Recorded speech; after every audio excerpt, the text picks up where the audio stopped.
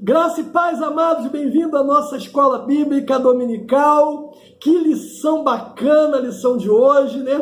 Porque o tabernáculo ele já está pronto. Os artesãos Aholiabe e Bezalel fizeram um trabalho magnífico, extraordinário, e agora compete a nós, com temor e tremor, entrar no tabernáculo, ou seja, entrar no pátio do tabernáculo. Esse é o título do nosso encontro desse dia.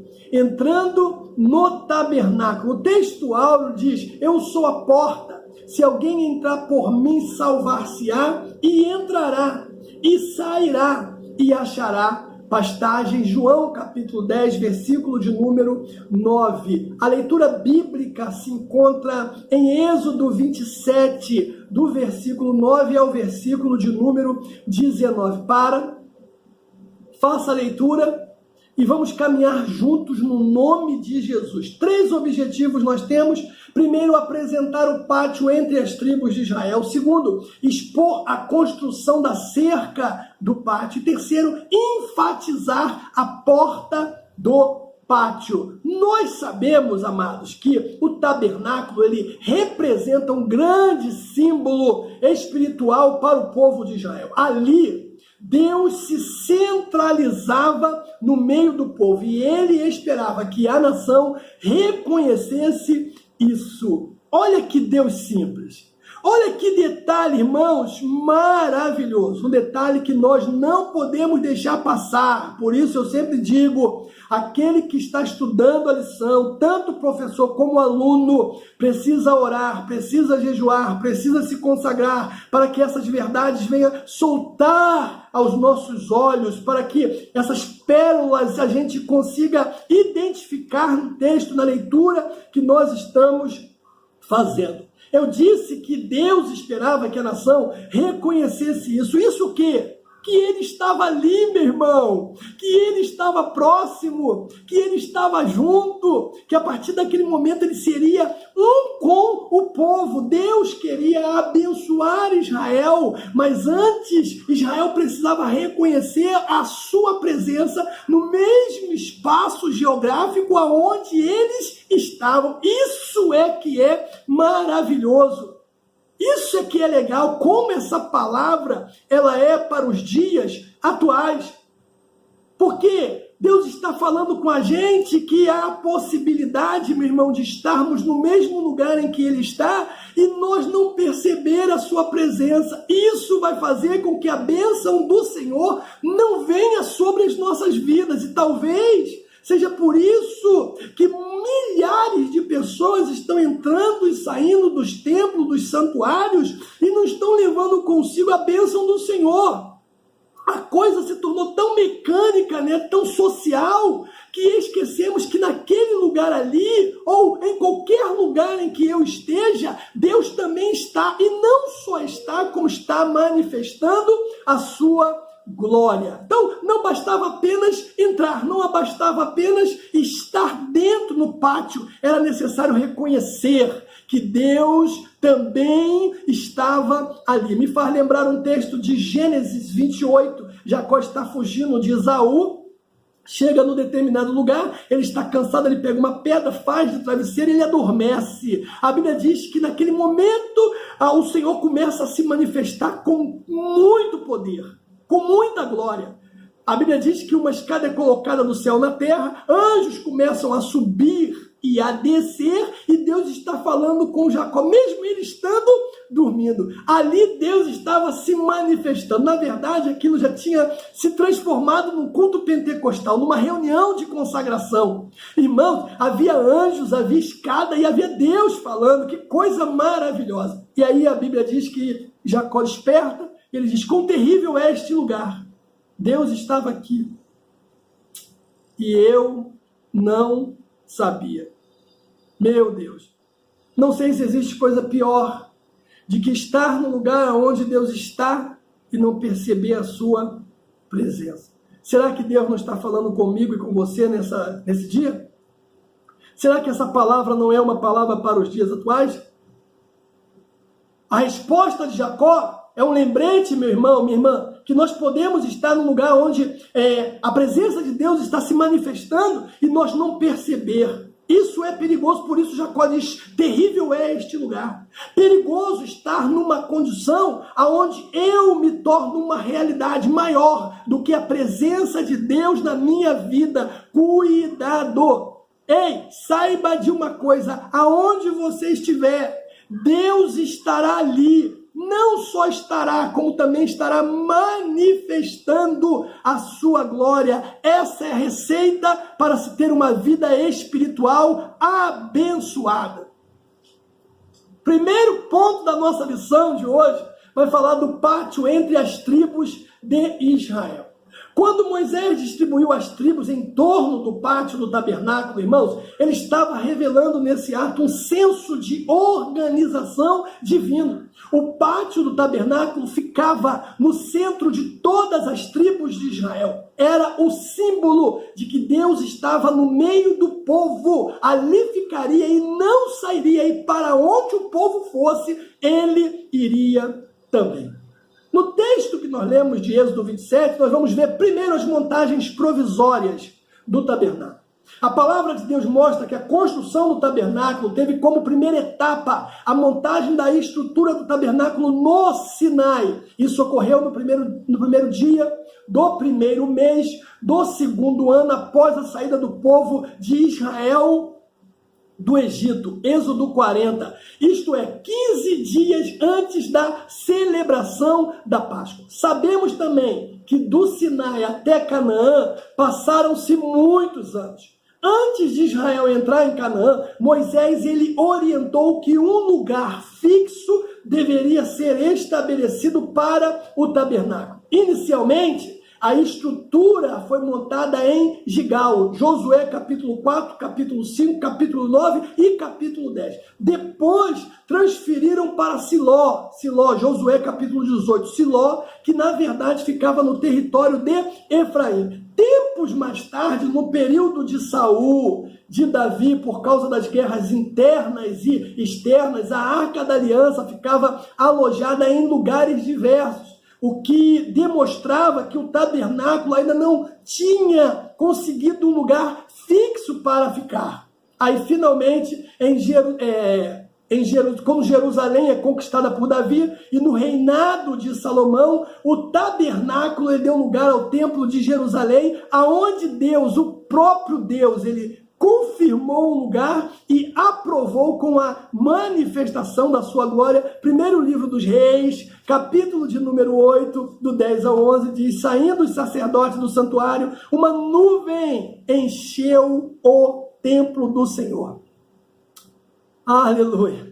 De modo que o sacerdote não podia se conter de pé para ministrar por causa da nuvem, pois a glória do Senhor encheu o templo do Senhor. Meu irmão, Deus não mudou. Veja você, só basta o reconhecimento de que Ele está no mesmo lugar que estamos para que a glória de Deus invada não só a nossa vida, mas ela seja visível a todos aqueles que estão a nosso redor. Meu irmão, no nome de Jesus, reconheça que aonde você está, Deus também está, e a glória dele vai ser manifesta na sua vida.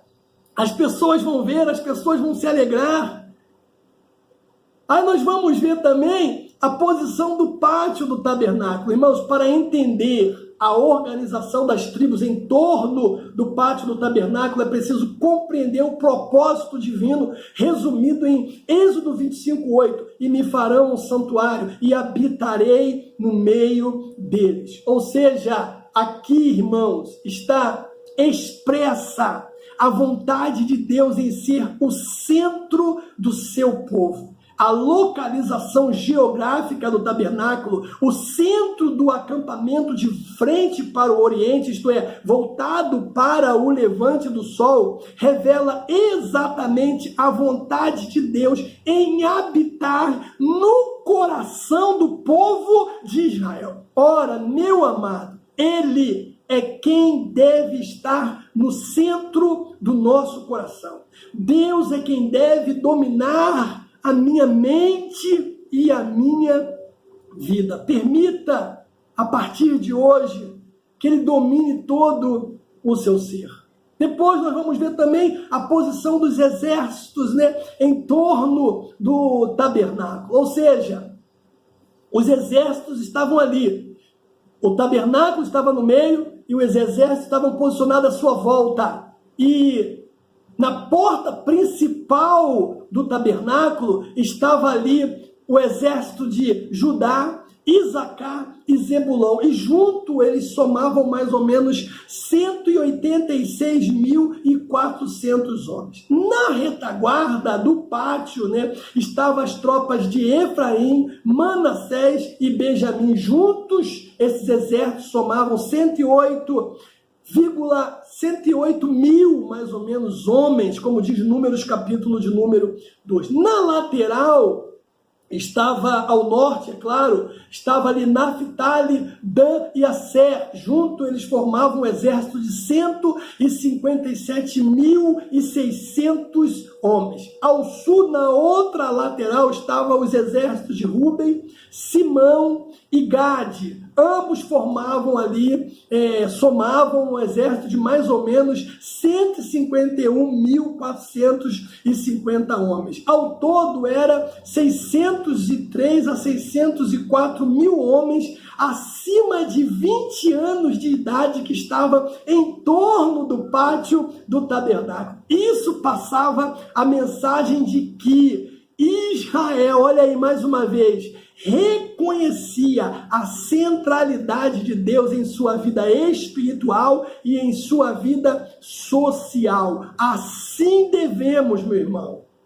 tê-lo como centro de todas as esferas da nossa vida também. No segundo ponto, de acordo com o texto de Êxodo 27, nós vamos ver a construção da cerca do pátio. O texto vai dizer para a gente que uma cerca de 45 metros de comprimento, com aproximadamente 22,5 centímetros de largura, separava o tabernáculo do povo das tribos de Israel. As 60 colunas de bronze, sobre as quais havia um cortinado de linho branco torcido de aproximadamente 2,25 metros de altura, sustentavam a cerca do pátio. Assim, não se podia ver quem estava fora, o que acontecia dentro do tabernáculo. Aí nós vamos ver também em Êxodo 27 as colunas, as cortinas, os varais do pátio, ou seja, as colunas de bronze, elas foram feitas de madeira de acácia, ficavam presas na parte interior da cortina por bases ou placas de bronze colocadas sobre o solo. Já as cortinas eram costuradas uma na outra até formar uma tela muito firme. Por sua vez, os varais, eles se encaixavam às colunas e ao cortinado da cerca. Tudo era metricamente encaixados. Assim, as colunas, as cortinas e os varais são elementos que didaticamente podem simbolizar segurança, podem simbolizar estabilidade e podem simbolizar a comunhão na vida cristã, é claro, óbvio, tudo isso produzido pela obra expiatória de Cristo. Deixa eu te falar algo aqui no nome de Jesus. Em Cristo, toda a justiça de Deus foi satisfeita na sua obra expiatória. Por isso, nós temos segurança da salvação, como diz Romanos, capítulo 8, do versículo 33 ao 39. Também estamos seguros em Cristo, como diz João, capítulo 10, versículo 28 ao 30. Depois, a partir dessa obra, nós temos acesso às promessas de Deus, as quais nos dão estabilidade na vida cristã, como diz Romanos 14. E por fim, meu irmão, a expiação do nosso Senhor Jesus Cristo não apenas nos salvou, mas também nos abriu a porta da comunhão cristã, como diz Coríntios, capítulo 12, do 12 até o 13. Portanto, A semelhança das colunas, das cortinas e varais do tabernáculo, a obra expiatória de Cristo nos traz segurança, meu irmão, estabilidade e comunhão na vida cristã. Que revelação bacana, que revelação poderosa.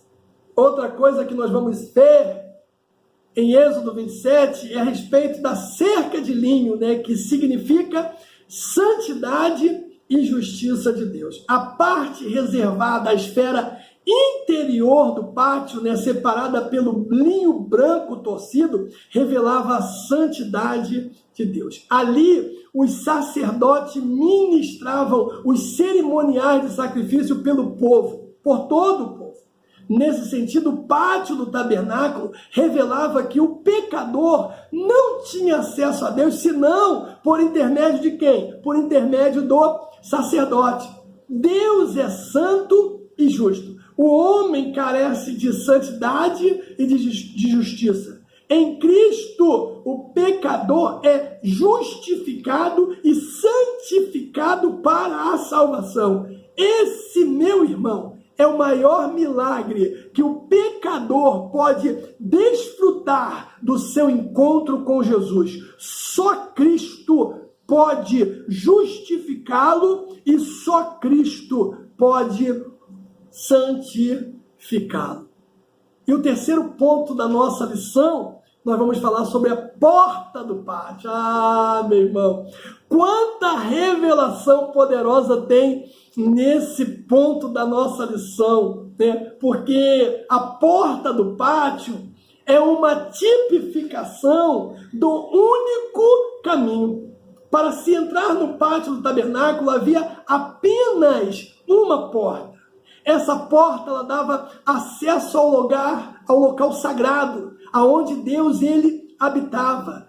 Cristo, o nosso Senhor, é a verdadeira porta de acesso para todos os pecadores. Aleluia! Ele mesmo declarou isso, ele diz: eu sou a porta, se alguém entrar por mim, salvar-se-á, entrará, sairá e achará pastagem. Essa palavra de nosso Senhor Jesus confirma toda a doutrina do Novo Testamento, que tem em Cristo, né, o único caminho de entrada possível para chegarmos ao Pai. A palavra diz: ninguém vem ao Pai senão por mim, João capítulo 14. Essa porta é, portanto, o único caminho de acesso a Deus. Aleluia! Se você ler ali João capítulo 10, do 1 ao 10, você vai ver ali algumas revelações muito bacanas a respeito dessa porta. Aí nós temos também as 4 colunas, né, com as suas bases, que também é uma tipificação do Evangelho. Aqui nós vamos destacar essas colunas e essas bases, né? Essas bases e colunas sustentavam a porta principal do pátio. Eu disse o seguinte, meu irmão, que as colunas e as bases sustentavam a porta principal do pátio. Esse fato nos faz rememorar os 4 evangelhos: Mateus, Marcos, Lucas e João. O maior instrumento que o ser humano tem para conhecer a pessoa bendita do nosso Senhor Jesus Cristo são os evangelhos. Toda a revelação de que precisamos acerca da pessoa de Cristo está narrada nos evangelhos. Por isso, meu irmão, minha irmã jovem, para se ter uma base sólida e conhecer a pessoa bendita de Jesus, precisamos começar pelos evangelhos. Assim, meu irmão, leia, mas não só leia, não. Guarde aquilo que você está lendo no seu coração. Aí nós temos as cores da cortina da entrada, que também traz uma revelação muito legal. 27 de Êxodo, né? Versículo 16, diz que era azul, púrpura, carmesim e branco. as cortinas da entrada do pátio. Ou seja, meu irmão, nesse aspecto, nós podemos destacar, por exemplo, que o azul lembra o céu, a púrpura lembra ou dá a ideia de realeza, o carmesim lembra a ideia de humilhação e sofrimento. O branco lembra a ideia de justiça e perfeição. Ou seja, o Senhor, o nosso Jesus, ele remonta essas cores. Ele veio e foi para o céu, ele é o Rei dos Reis, o Senhor dos Senhores, ele é justo e perfeito, e ele foi humilhado e foi moído pelo meu pecado e pelos seus pecados. E eu quero concluir a nossa lição dizendo assim, meu irmão, que Cristo, ele é o único acesso para o pecador chegar a Deus. Ele é a porta. Ninguém vai conseguir chegar a Deus sem passar pela porta. E a porta é Cristo. Que Deus te abençoe. Uma semana de vitória para você e todos da sua família. E até o próximo encontro, no nome de Jesus. Ele é o único caminho que conduz ao céu.